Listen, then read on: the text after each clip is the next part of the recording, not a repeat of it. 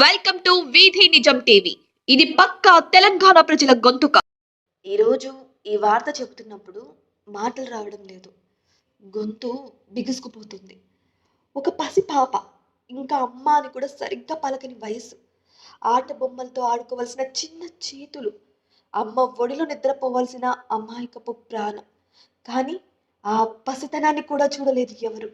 ఒక బూటు కాలితో తన్ని ఆ చిన్నారి ప్రాణం తీసేశారు. ఇది కేవలం ఒక హత్య కాదు, ఇది మానవత్వం చనిపోయిన క్షణం. నాగర్ కర్నూలులో జరిగిన ఈ ఘటన ప్రతి తల్లిదండ్రి హృదయాన్ని ముక్కలు చేస్తుంది. ఆ ఇంట్లో ఇప్పుడు వినిపించేది పాప నవ్వు కాదు, అమ్మ గుండె పగిలే రోదనే. పసిపాప ప్రాణం కంటే కుల అహంకారం పెద్దదైపోయిందా? ఇంత క్రూరత్వం మన సమాజంలో ఇంకా ఎలా బతుకుతోంది? ఆ చిన్నారి ఏం చేసింది? ఎవరి మీద ఎలాంటి తప్పు చేసింది? ఆమె చేసిన ఏకైక తప్పు ఒక కులానికి చెందిన కుటుంబంలో పుట్టడమేనా? ఈ ప్రశ్నలకు సమాధానం చెప్పాల్సింది సమాజం, ప్రభుత్వం, మనమందరం. ఈ అమాయకపు పాపకు న్యాయం జరగాలనే డిమాండ్తో రాష్ట్ర వ్యాప్తంగా ఆగ్రహ జ్వాలలు రగులుతున్నాయి. రజక సంఘాలు గలమెత్తుతున్నాయి. ఆ చిన్నారి ఆత్మకు శాంతి కలగాలంటే నిందితులకు కఠిన శిక్ష తప్పనిసరి అని రజకులు డిమాండ్ చేస్తున్నారు. జై రజక, ఐలమ్మ ఆశయాలు, ఐలమ్మ ఆశయాలు శిక్షించాలి, శిక్షించాలి, శిక్షించాలి, శిక్షించాలి. మొన్న జరిగిన 18 తారీఖు నాడు నాగర్ కర్నూలులో జరిగిన జాతర సంబరాల్లో మరి అక్కడున్న మా రజక ఆడబిడ్డ దైవ దర్శనానికి అని వెళ్తే మరి వాళ్ళు 100 రూపాయలు మీరు ఫీజు ఇవ్వాలంటే మీరు రసీదు ఇస్తే నేను ఫీజు ఇస్తా, మీరు రసీదు ఇస్తా అంటే నేను డబ్బులు ఇస్తాను, కానీ మీరు రసీదు ఇవ్వకుంటే నేను డబ్బులు ఎలా ఇస్తారా ఆమె ప్రశ్నించినందుకు ఒసే చాకలముండా అని నానా బూతులు తిడుతూ ఆ పెత్తందారి వర్గాలు మరి ఆమెను తిట్టడమే కాకుండా తోసేయడం జరిగింది. తోసేస్తే మరి వాళ్ళ భర్త వచ్చి ఎదిరించడంలో మరి వారిని ఒక కొబ్బరికాయ రూమ్లో వేసి కొట్టడం జరిగింది. మరి కొబ్బరికాయ రూమ్లో వేసి ఒక 2-3 గంటలు కొడుతుండగా ఆ రెడ్డి వ్యవస్థ ఉన్న అక్కడున్న ఆ సర్పంచులు కానీ అక్కడున్న వాళ్ళ టీం కానీ కొడుతుండగా నా బిడ్డను ఎందుకు, మా భర్తను ఎందుకు కొడుతురు నా అని చెప్పి నా బిడ్డ ముఖం చూశాను, నా భర్త నిలిసబెట్టాని ఆమె ప్రాధేయపడుతూ వాళ్ళ తన్నెటోళ్ళ కాళ్ళ ముంగట బిడ్డ పసిపాప ఉన్నది, నాకు నా భర్తను చంపేయకుండా ఆ పసిపాపను వాళ్ళ కాళ్ళ ముంగట పెడితే ఆ దుర్మార్గ బాడకవగాలు ఆమె పసిపాపనని చూడకుండా తన్ని చంపిన వారిని వెంటనే అక్కడున్న జిల్లా ఎస్పీ గారిని కోరుతున్నాం.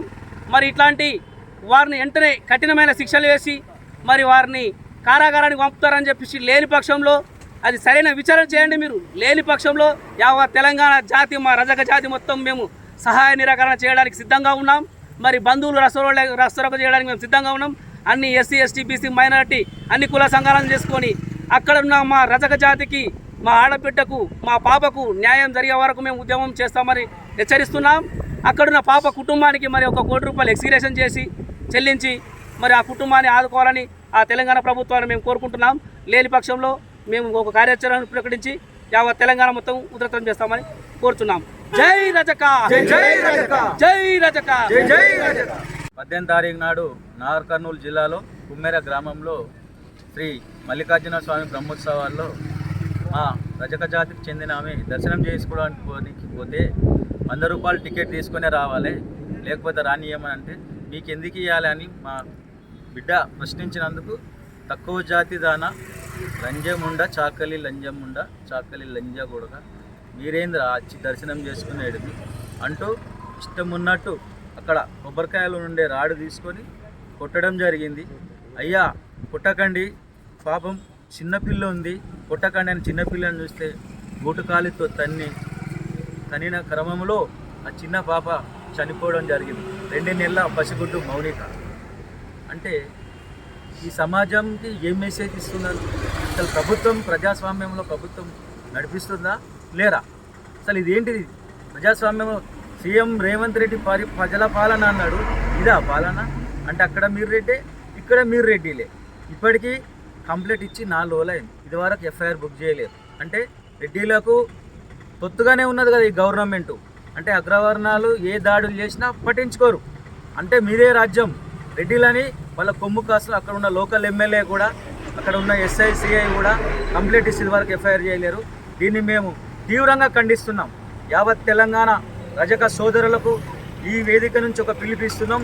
ఇప్పటికైనా వాళ్ళను కఠినమైన మర్డర్ కేసు ఒకటి, అట్రాసిటీ కేసు ఒకటి, వాళ్ళ మీద కేసులు బనాయించి శిక్షించకపోతే యావత్ తెలంగాణ రజకులు కదులుతారు.